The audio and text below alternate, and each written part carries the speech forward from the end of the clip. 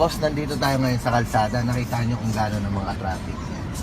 Kung merong beast mode, etong sa atin naman peace mode kung tawagin.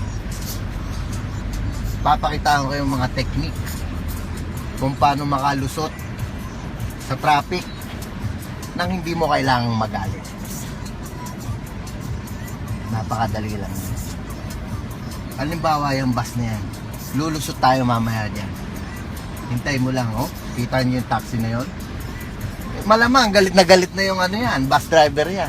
Hindi natin gagawin yan. Papakitaan ko yun ng tamang pag-overtake o pagsingit. Dahil tayo nga ay face mode. Yan, nakita nyo yan? Tignan nyo.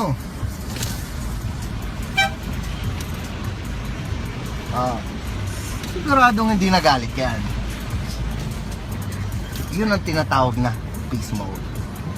Labas mo kamay mo para pagbibigyan ka ng maluwag sa kanyang dibdib. Diba? At nang gusto nating singitan o unahan, magagawa natin yan nang hindi kailangan nagagalit. Peace mode ang kailangan.